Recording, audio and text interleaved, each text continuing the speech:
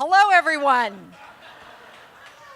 It's my great pleasure and privilege to introduce Otto von Busch, our first keynote speaker at this year's American Craft Council Conference.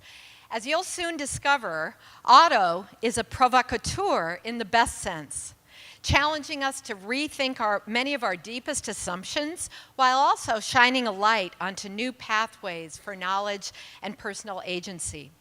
Otto is a bold designer and craftsperson whose practice includes leading hands-on workshops and participating in international exhibitions as both an artist and a savvy curator.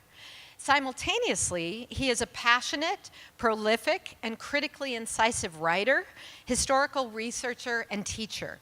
His radical ideas are archived within his extraordinarily rich, actually mind-boggling website called www.selfpassage.org. These archived texts are inspiring a new generation to consider strategies for grappling with, rather than avoiding or glossing over, the darkest complexities of our anxious historical moment. We are, after all, in the present, and it is definitely tense, both here at home and abroad. So Otto's work helps us explore questions like, how can design and craft be reverse engineered, hacked, or shared among participants as a form of civic engagement in support of social sustainability, peace, and ultimately justice? He's done a range of things, whether attempting to revitalize historically undervalued craft pedagogies, such as Lloyd in Scandinavia, or working with British youth to co-design DIY hoodies that brand their local London neighborhoods from their own points of view, or bringing together contemporary designers and shoe factory workers to exchange knowledge and to co-design new products in order to revitalize the local economy in a tiny little town of Dale, Norway. In all of these things, Otto von Busch continuously finds new ways to interrogate the relationship between aesthetics and ethics. So how did he learn to do all of this, you might ask? Otto's educational background is informed by multiple disciplines, including carpentry and guitar building, textiles and fashion, fine arts and art history, as well as material and virtual design, and design theory. He had an artistic career before starting his PhD at the School of Design and Craft, HDK, at the University of Gothenburg in Sweden, where he completed his dissertation in 2008. He currently serves as Associate Professor of Integrated Design at Parsons School of Design in New York City, where I've personally benefited from having him as a brilliant and subversively delightful colleague. Of course, we're not alone in seeking out Otto's insights, since his international reputation is not limited to either Sweden or New York.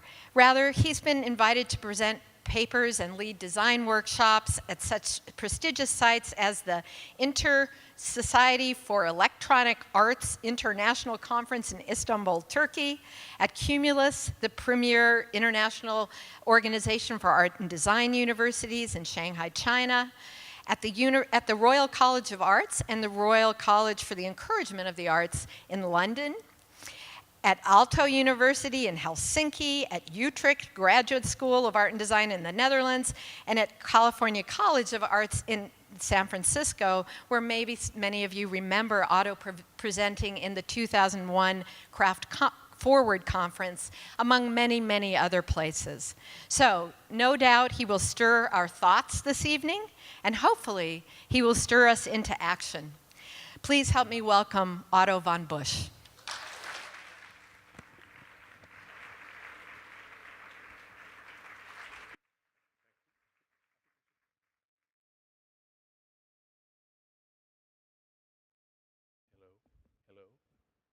Hello. Okay. Thank you very much, Judith. Yes, thank you everyone for having me. It's really amazing being here. Thank you for coming to Omaha. Also, yes, thank you. Okay, so it was a long introduction, and Yes. I mainly teach in fashion design, but I was intrigued by Lydia, there was one of the questions at the icebreaker about the secret skills. And today I will talk slightly about secret skills, or things that are not usually what I do, sort of, or in my teaching at least. Because, okay, just to sort of jump directly at it, this is sort of what I thought of talking about today. Trying to sort of, since I'm sort of kicking things off, trying to raise some questions that perhaps we could use during these days to sort of think further. And the theme there is exactly about sort of capabilities and controversies and critique. And the question is sort of, how does craft intersect with those areas? And I will try to sort of lead us into some avenues of thought, and we will discuss them more along these days. So I mainly teach fashion design at Parsons. And this is a poster that is outside of Parsons a few weeks ago. So right now, I don't know if it's there, but a few weeks ago I took this photo, and I thought this was interesting because it feels very much a sort of a sign of our times, in a sense, redesign yourself. And this is, of course, what a lot of the students that I meet are dealing with. They're coming to Parsons, and they want to sort of have a career in fashion, and they have a very specific idea of what fashion is. And I'm trying to sort of question and to raise the issue about, well, you want to make this kind of fashionable stuff, but what would it mean to be fashion-able? Meaning that, what is that ability, and is it necessarily things? Because, when this brand says that you should redesign yourself, of course that means buy our stuff, But could there be a way of thinking about, could you be a designer that tries to sort of deal with abilities rather than only the stuff? Or, what is the interface between the garment or what you're doing, what you're designing, and the sort of social relationship that you're dealing with? And to me, I'm hugely inspired by someone like Amartya Sen, Nobel Prize winner in economics, though, so it's questionable if it's a real Nobel Prize, but we can discuss that later. But and he's famous for the capabilities approach. Basically, the idea of we need to measure progress and societal development more than in only the economic growth. And so he makes this famous distinction already in the 70s, starting with this, but the difference between capabilities and commodities, meaning that we usually confuse the two. We usually think that commodities are somehow inherent or produce capabilities, so that if I buy fashionable garments, I become fashionable, even though the ability is actually something that's different from the garment. So he's using the example of a bike. So when I buy myself a bike, at least from the designer and the economic perspective, we make the bike as, it's nice looking and it's great if it costs a lot of money, or, we can earn money on it and these kind of things. And we don't really care what the user does with it. Do you hang it on the wall? Do you throw it? Do you give it away? Whatever. As long as it's used and there or, bought, it's fine. But Amartya Sen said, well, we have to differ the skill of using the bike from the bike itself. So the question is what the commodity produces as a capability. And he differs between internal capabilities, meaning that you have an internal skill to use the bike, that you can learn to bike. But there's also an external capability, meaning that you live in an environment that allows for biking. So how can the biking environment or the environment sort of facilitate and make it easier for you to use the bike? So that can there be sort of both an inherent sort of earning of a skill to use the bike, but also, how does the environment help me bike? Can there be biking lanes? Can there be pump stations, mechanics, all these kind of other infrastructure that I need to use that skill? So the capability, the first to have the commodity, then the capability sort of is inserted into sort of an environment where my skill maximizes the use and the capacity that the commodity sort of produces.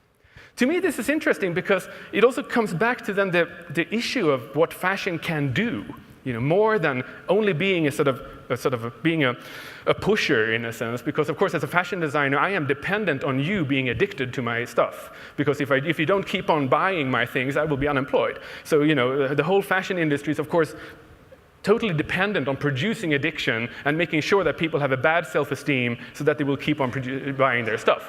So it's an inherently unsustainable model in a sense, and that produces big sort of concerns. So to me, I try to approach it through this capabilities approach. But it also produces the idea of that skills then produces micro areas of control, so that when I learn to sort of use my commodity, but also the capabilities, I actually gain more control of my everyday life. So it's a sort of almost a political project in that sense too. So for example, perhaps I can get myself a job by actually learning how to fix the bike and these kind of things. So a capability, according to Amartya Sen, it opens new avenues for citizenship in a sense. So to me, this is interesting because it also comes back, to Amartya Sen's colleague, Martha Nussbaum. She actually connects it directly to politics, and the idea is that capabilities is a form of freedom. We need to see that not necessarily we need to be armies of one, but the ideas are that we can actually address the world differently by having skills and capabilities. And these are not the same thing as having like a high income or having a long education or something, because perhaps if I would be a highly educated, low-caste woman in India, perhaps they wouldn't listen to me because I'm a low caste or something. So there's different capabilities depending on what the external capabilities, how they answer to my skills. So the question is, how do I earn the skills and the capabilities, and how do they respond to the rest of the world? Meaning, how do I make people fashion-able, but also how do I sort of produce an environment in which fashionability has a life? So to me, this sort of comes back to hacking, and a slogan within the hacker movement is, if you can't open it, you don't own it. And this means basically that so much of our commodities that we engage with every day are not sort of really ours, in a sense. If I put Linux in my iPhone or something, the warranty breaks and these kind of things. So I'm not actually in full control of my everyday gadgets and things. And especially, of course, if we go to Apple products, because they don't even have screw holes, you cannot actually open them. You cannot change the battery and these kind of things. So they're actually made to make my hand, to sort of stay hands off. It's like, don't touch it. You don't even need a manual. We don't provide you with a manual because it's so intuitive. It's like your friend or something. It's like, it's like, and then it explodes. So it's like, So to me, that becomes an issue then, in the sense of, how does then fashion then become something that we can engage with in a wider scale and has a much more social role then. So this comes back to then how I see, where does hacking exist? And to me, it's sort of between, it's on a craft on a sort of an intervention level. It's very material based. You cannot only hack discursively or hack only thoughts, in a sense. It has to have a material intervention.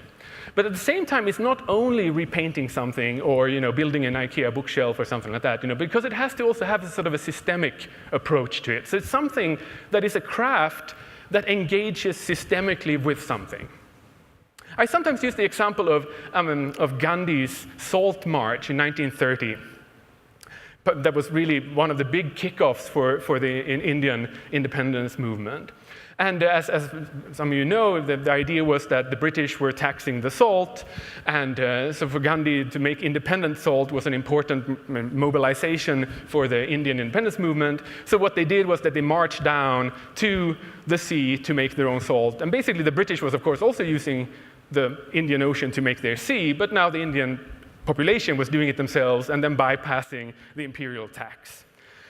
So the idea, what Gandhi basically did was that he organized the simple sort of DIY activity, which is making your own salt, but sort of making it political. And the interesting part that Gandhi highlights is that it's the same salt before and after. Nothing really changed on the granular level, except that the before salt was containing British imperialism, and the free salt was detoxified from imperialism because it had been done by Indian independence movement people. So basically what happened, the difference was that this salt, the before salt, contained British rule, and the other one was actually a little micro model of Indian independence. If you look tightly through the grain, you actually see what Indian independence is. Because it's basically the same, but without British imperialism. Because, of course, Gandhi's idea was also that the British would be able to stay. But I think the interesting part there was that the DIY activity was sort of set within a sort of a scope that tried to address a much larger problem. It was sort of, perhaps nothing changed in one way, and everything, of course, changed at the same time. Because it was sort of strategically made as a way to actually hack into the British rule. So this comes back to this idea of what does it mean to produce? And in my research about sort of what these abilities could be, Friedrich Fröbel, who was one of the founders of the kindergarten movement, had this famous quote that you need to sort of make it yourself in order to understand. And that was sort of an inherent part of course, the idea of public schooling and things like that. Friedrich Fröbel was also very influential for Dewey and other sort of pragmatists, and also was in sort of conversation with Otto Solomon, that we'll talk about, with the idea that Sloyd, or what I will come back to, is that craft has a sort of a craftiness to it, that it's a part of deception too. I mean, of course, Plato would talk about this with the demiurge, that that it's any sort of craft imitation is a sort of a lie. But the idea is that there's a sort of a sense of cunning in craft, that you can manipulate matter. You can, like Gandhi does, manipulate salt into becoming a tool for independence. So, of course, coming back to MacGyver here, but in a sense, there is something, how do you release the potential of craft to become much more manipulative, in a sense, rather than being something that manifests an object that we stand with a disinterested perspective in sort of classical aesthetics. How does it interfere? How does it stir? How does it, produce conflicts, in a sense?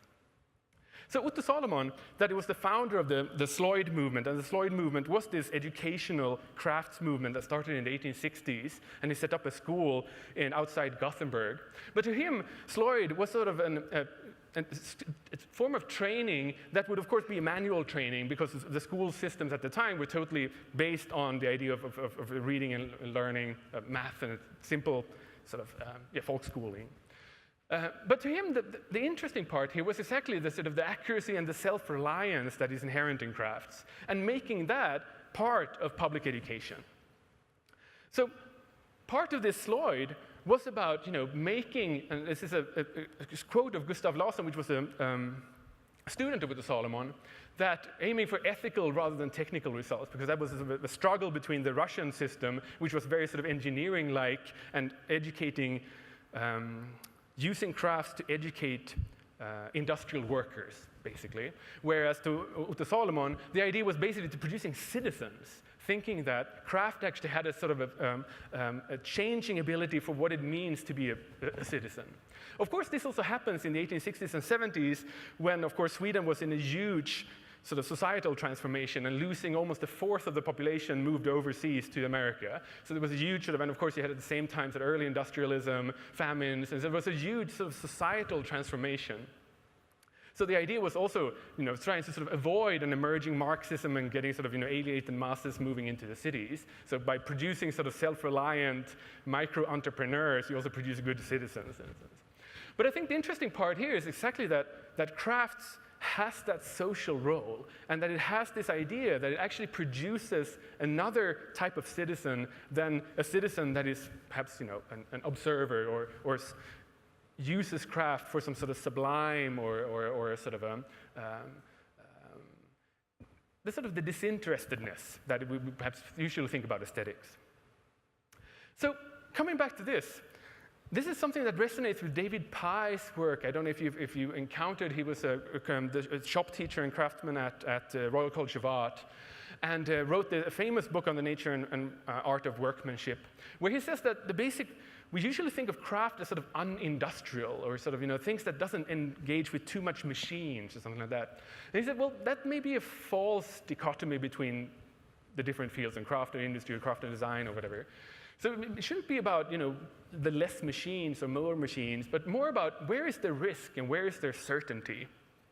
And to me, that is a fascinating move, because the question is there, where do you need more risk and where do you need more certainty? So what David Pye says that, well, if you are, not necessarily all crafts are more risky and more industry is more certain, because you're going to mass produce 10,000 things, you need to have a certain type of certainty. And if you only produce one piece, you can take a lot of risks.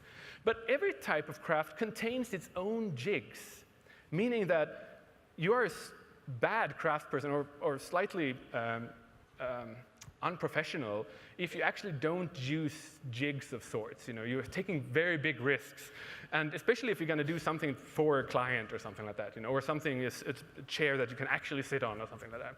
So he talks about the importance of jigs and the level of jigging. That certain tools are basically self-jigging. If I want to cut a piece of paper, I can tear it, and that's no jig at all. But if I start using a scissor, there's actually a jig in the other blade. And if I use a paper guillotine, it's a high jig. And if I actually make a measure and do everything, it's a very lot of jigs involved in cutting a paper. But there's a different sort of variety or continuum of different engagement of jigs. But we can apply the same kind of thinking in how we deal with objects. Are there objects with less risk and objects with higher risks? And one way of thinking, too, about it is that where is my thinking high risk or low risk? Because we have a tendency, at least in the craft education that I'm coming from, is to think about sort of the craftsman as this kind of isolated genius that sort of works in the studio alone to produce a high certainty in order to minimize the friction between my artistic intentions and the outcome of the object. And the higher sort of bandwidth we have, the more emotion in my object, the better quality, in a sense, the more Otto you have if you buy my thing, So the more sort of genius is in there, Whereas, of course, collaboration then induces much more risk, because people are tricky to work with, Some of them are really tricky.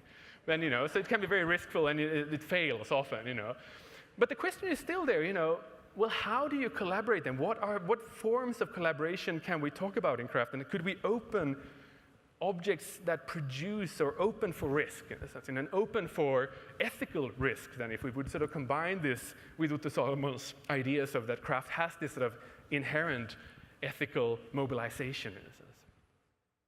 So this brings me to a concept of Brian Eno's, where he talks about the genius and sort of the idea of Einstein is usually also how we think about cultural production, in any sort of musicians or whatever, or Bob Dylan having a high genius. Whereas Brian Eno says we also have to think about scenius, meaning that certain type of genius can only emerge within certain type of scenes. And those scenes are then producing sort of a communal form of genius, meaning that the new wave of music, or if you would talk about hip-hop emerging in certain areas, or grunge in Seattle, whatever, you have different type of scenes, different literary scenes, different types of craft scenes emerging in different locations because there is a sort of a communal form of genius emerging and supporting itself there. So the question of collaboration then becomes not so much about how do we make sort of different type of geniuses that are inherently isolated and smart or whatever, and connected, but what is this sort of synergy that can exist between them? And what sort of abilities then would come out of that? This will make sense soon, so don't worry. Okay.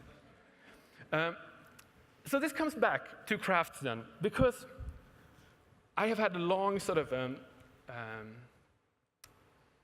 whittling interest and fascination. And I've been working slightly with Jörg Sundqvist, who's a Swedish whittler, the son of Ville Sundqvist, which is a legendary, well, they're both sort of, but you can say it's sort of the heart of the Swedish whittling scene over the last decades, if there is such a, but if you go there, Jörg is the organizer of the spoon or the whittling biennial, or they've been running up in Sätergläntan for a few years, and this gathers spoon carvers from all over Europe, at least. And he's been producing a lot of books about this and has a very sort of extremely charismatic practice and runs workshops and all these sort of things. But the interesting part is this little book that also, he's been talking about whittling for many, many years and writing several books, and this came just a few years ago, but this sort of latest edition contains the 10 whittling grips. Which is sort of, there's a lot of different schools of whittling grips, and this is sort of one that he's happy teaching and is very sort of charismatic doing. And but the interesting part with this is that the knife, which has been the traditional tool of Sloyd education, and coming out of the Scandinavian countries, the knife was essential for Sloyd education. That was the first tool that the young student would use in Sloyd craft or in shop class. Whereas, for example, when Lloyd was introduced in England, the knife was considered too dangerous and also too lowly. It's only peasants who use knives, so they used the chisel instead. So there's different hierarchies of Lloyd, of course. And Jögge is also says that it's very important to remember that the craft in Swedish is the difference between hantverk and slöjd. And hantverk is the guild-controlled crafts, which are the bourgeoisie class, or the crafts of the city, whereas slöjd is the peasant class, or the rural types of crafts. Whatever that's But the interesting part here, sort of coming back, is the idea of thinking about the jig as something else that is not necessarily sort of a tool, but something where we use the body as part of the carving. So Jögge always talks about, he calls them the different, the scissor grip and all these kind of things. But also, the bird grip is when you use your hands on the sides and you sort of carve outwards like that. So you use your ribs as a sort of a lever, and also a jig then in order to be better produce how the craft is going to be guided onto the material. And of course, a big difference also that he highlights is how crafts, or slöjd then, is especially using the inherent properties of the material, whereas design and art usually tries to find materials without too much properties, or where the properties are, MDF board or something like that within the design world, where there's not a sort of where the material doesn't speak too much, whereas in slöjd, the material should be speaking. Whatever. But the interesting part, though, is coming back to the issue of the jig. So can we think about social processes as jigs? Can we insert craft, not necessarily as a sort of a dropping out? I put the sort of the Walden cabin there in the sense of this kind of idea of craft being this kind of, you retreat from society and you drop out and you have nothing to do with modernity or the idea of the society and mass production and social issues, whatever, but I try to sort of retreat in order to find the sort of the pure environment where my genius is at work. But rather, what is a sort of a type of craft that has the sort of the impetus on really trying to plugging in and really trying to sort of come to the highest proximity, in a sense, of where social issues emerge and where things are happening or other people are there, and then, of course, increasing the risk, in a sense. So I've been playing with this. I started the Institute for Strategic Slöjd like 10 years ago almost. And the idea was to basically try to sort of think about what could this slöjd be in a sort of a more socially engaged environment, if you want to say, but also still try and preserve these ethical ideas of slöjd, but also there, of course, coming back to Amartya Sen and Martha Nussbaum, that actually we can talk about justice in these issues, meaning who can actually access society and what is the interface between us as we do these things. Rather than thinking that production is something that only concerns me, does it concern more social relationships? I started producing or thinking about, what could this kind of slöjd mean today, or the different type of craft education, perhaps I should hurry up, sorry. And my first thing was producing, could we apply open source thinking from the computer world to slöjd? Could there be a sort of an open source system by which we produce whittling things and sort of matched them up. So basically, I started doing a sort of a modular co-craft system where it's extremely simple. You just use 6mm wooden dowels, these mass-produced dowels. You drill the holes 20 millimeters from each other so that at least you have two holes you can sort of plug things together. Like a Lego, basically, a sort of a slöjded Lego. The idea, though, with this was basically that the different components could change owners. So that if I am a potter or something, I actually do not finish the piece, but I actually leave holes for someone else to finish.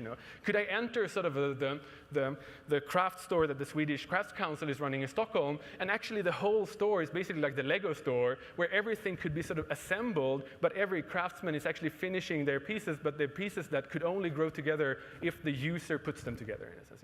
Could these craft pieces then be sort of something that you attach onto anything in society, meaning that it's actually something that is not only inherent into the craft scene itself, but something that grows into the rest of society, meaning that, oh, I need an extra hanger here, and luckily I have a 6mm drill here, and you put something in. That craft is not something separate from the IKEA kitchen or something like that, or whatever, other parts, but something that sort of, would plug into the rest of the sort of the modern society.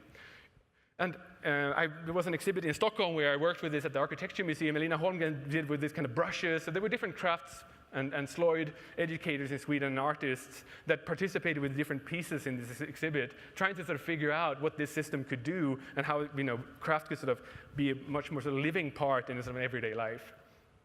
So the question was, where could this plug in? How could it sort of plug in to sort of produce, is it something in the public environment that when I'm waiting for the bus in the morning, I actually need a place to put my coffee when I change pages in my book? Could there be like a small shelf and there's a crafter that would go there in the night and drill and sort of put this thing to? Could there be like a sort of an idea that we could sort of hack into the world and sort of find a place for craft that is not necessarily on the fine shelf where I put my objects in a sense, but do they have a sort of a much more everyday life function?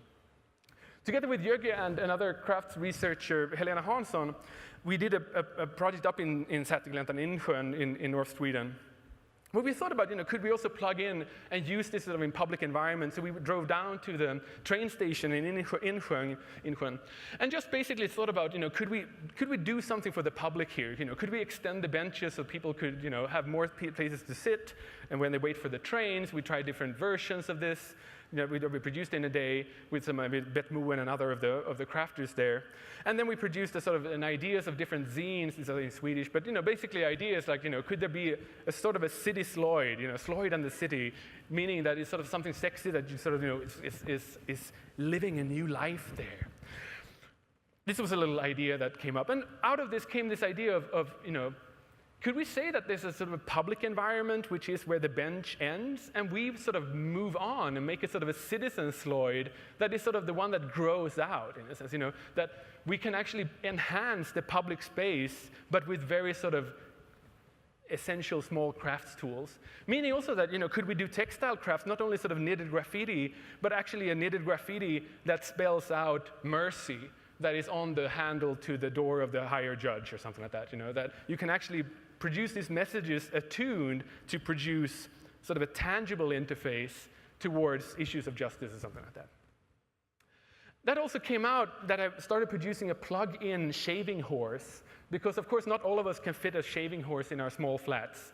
So one idea was, can we actually move the sort of the whittling out into the public space, meaning in the park? We would actually then sort of start whittling in the park itself, and this was one of these small outcomes that I had worked on together with the people there, and it became this little zine that is also on the Swedish Crafts Council's homepage. I also started working with another group that has been addressing issues on asylum issues in Sweden. And this was 3 years ago when, of course, the big asylum sort of refugee crisis was sort of kicking off. And the issue there was about, who has these voices, can we still apply the old rules of asylum seeking in Sweden, or is there a new situation here? And this especially concerned Afghan refugees who had worked for the Swedish United Nations forces in Afghanistan, but were not allowed to seek asylum in Sweden, even though they were persecuted for actually having collaborated with Sweden. So it was a sort of a complicated issue, and a lot of voices that were answering there. So an artist asked me to sort of, we're going to march up to Stockholm from south of Sweden. So could you help us with a craft that we could produce along the way? Or something that could sort of address these issues. And my idea was basically just to work with a sort of a simple friendship bracelet that was in macrame. And the idea was basically that, of course, it was also a key ring, because the question of the key is who has the key and who has not. And of course, that is an essential issue in asylum seeking, who has citizenship, who has a passport, who has the right to enter and stay. But the idea was that the friendship bracelet would actually be a meeting point for two people to converse and actually sort of make it together. So there was instructions, and I distributed these, and I only have an image of one singular person, so it wasn't a very good collaborative piece. But you have to imagine the other hand on the other side there. But this is sort of coming back. How can craft then be a sort of a meeting point where actually conflicts are speaking to each other? In a sense, what is the way that the crafted object actually opens up to the world rather than tries to sort of be self-contained and sort of self-referencing, only referencing me as the producer? And of course, coming back to fashion, that is what the brand says. The brand says that, oh, this is the hands of Karl Lagerfeld. This is the hands of Vivienne Westwood, who has produced this piece. So what is really instead a craft or a fashion that opens up new avenues for collaboration and for meeting, in a sense. And actually then for the idea that this ethical conversation or ethical craft can actually grow on both sides as a meeting point. So, okay, that brings us back to the issue of controversy. And for you who have read Richard Sennett's The Craftsman, perhaps you remember that it sort of starts out with him and his controversy with Hannah Arendt. Hannah Arendt is upset that the craftspeople, or who actually produced the atom bomb, they were staying it within the realm of poesis, within the realm of secrecy in the studio. If it would have been a praxis, a public debate about the nuclear weapons, perhaps we wouldn't have had nuclear weapons. So her critique is that we need to make issues public. We need to have much more controversy to discuss these things. Otherwise, people will sit in their labs and do dangerous things. Of course, as you know, Richard Sennett is saying, no, you cannot say this difference. Hannah, no. So that's the sort of the controversy within that book. And of course, you can say that if you read the second book together, he sort of reverses a little because, of course, the whole idea is that the crafts in together makes craft a public thing, So in a sense, but you can say that Hannah Arendt gets her revenge in her second book. But we can have that discussion some other day. But still, so the idea is what Hannah Arendt really proposes is that we need to sort of make things, actions, much more publicly engaging, because that is how a living democracy sort of is engaging people, not in the sense of secrecy, not in isolation with my own vote and not sort of speaking with others, but how I actually produce publics.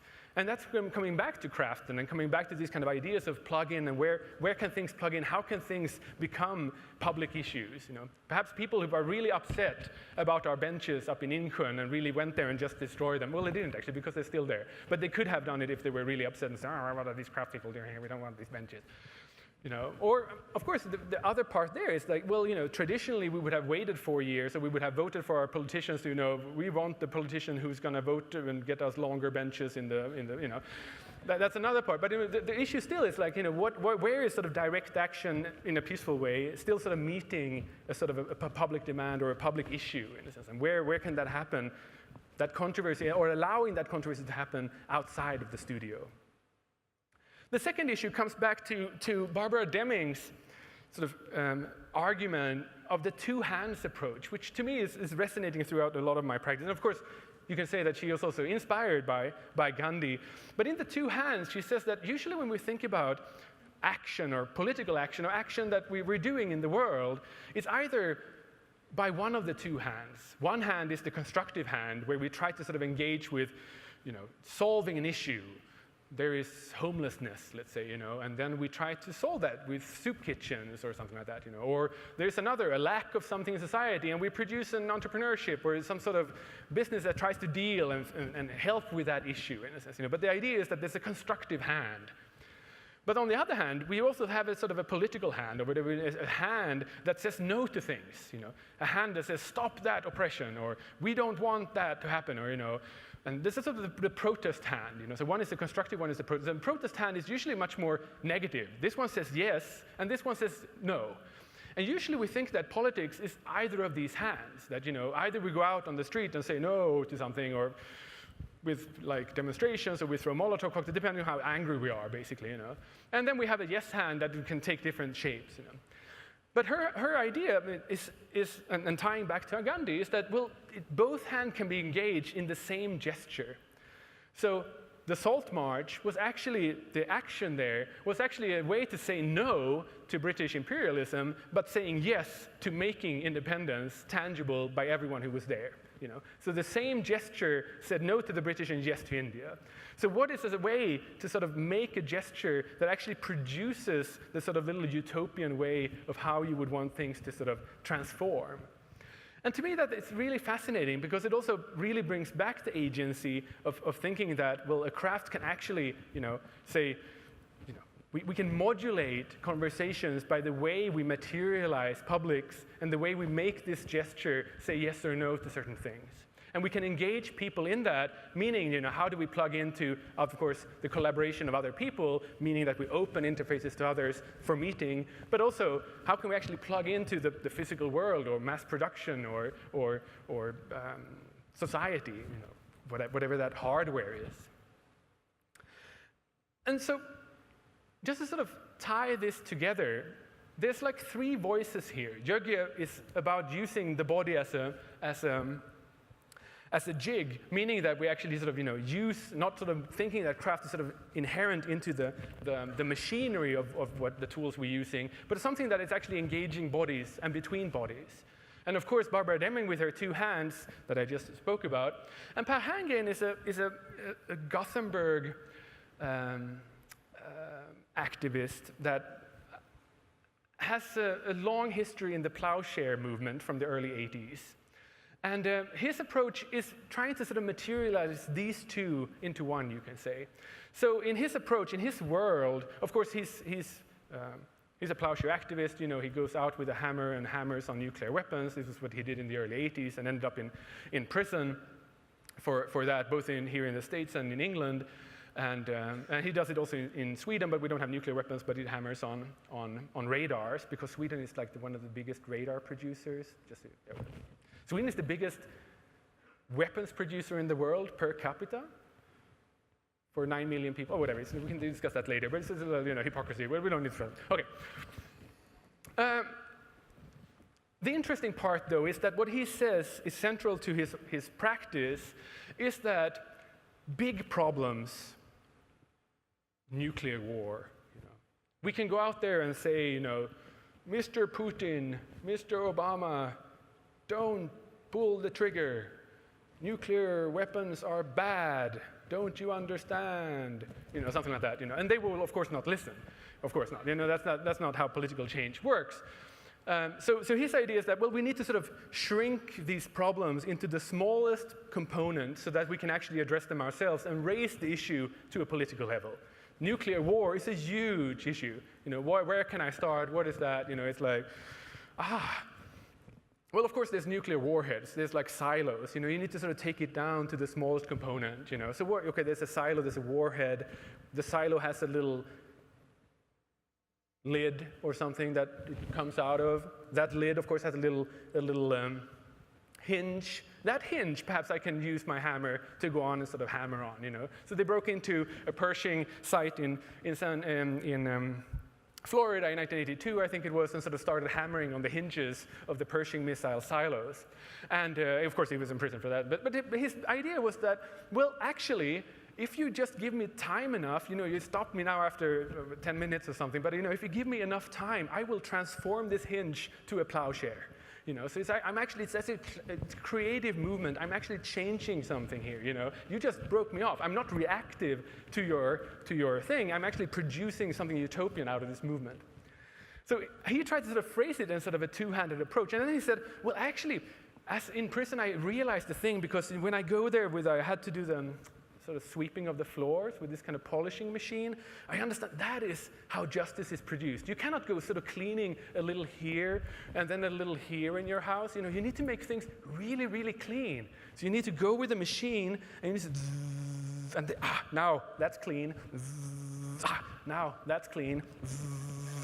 Now, because that is how you're going to produce this change. You need to sort of detoxify area after area. You may start with the salt, but then you can move into the coffee. And after the coffee, you may go into rent. And after rent, whatever, I don't know. But where are the different injustices? Where are the issues that you want to address? And how do you shrink them down? If it's too big to address, you haven't shrunk it down enough. It's this sort of way of approaching it. And he calls this a recursive activism.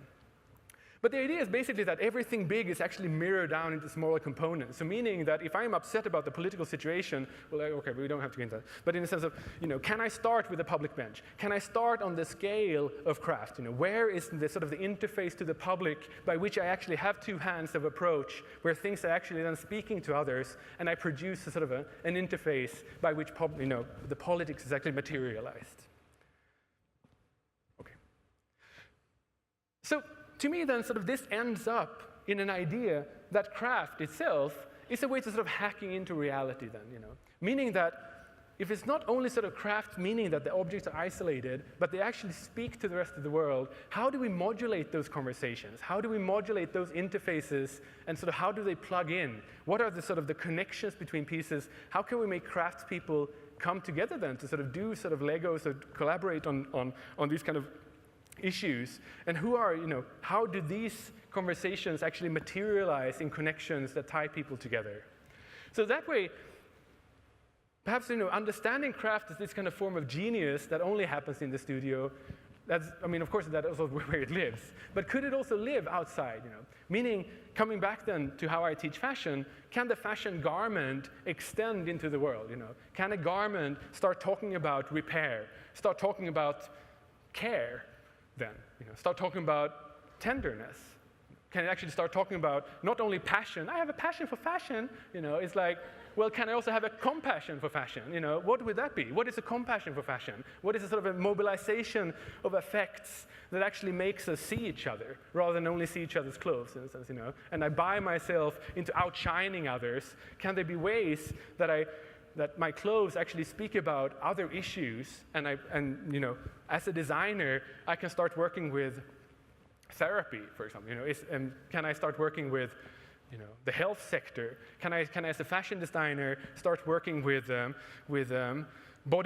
distorted body images, meaning that, how do I engage with victims of anorexia or bulimia and these kind of things? What would be, instead of my own work with a psychotherapist, could I work with a psychotherapist and a fashion designer? What would that mean? What would that kind of practices be that we actually don't know what they are, because we think about fashion designers as these kind of isolated geniuses that produce a certain type of crafts.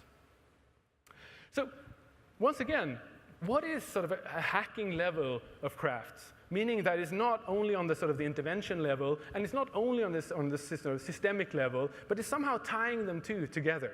That it somehow produces a connection between what could be called the political, but also the social, the things that we live in together, in these kind of very instances by which we live only ourselves. From the sort of the polishing of the floor to the sort of a polishing of much larger ethical issues. And basically, this is what I'm trying to sort of deal with when I try to talk about capabilities, controversies, and how critique can be an inherent part of the practice that me then and my students are doing. And some of this you see on Self-Passage, and other parts of it we will discuss these coming days. Thank you, Omaha!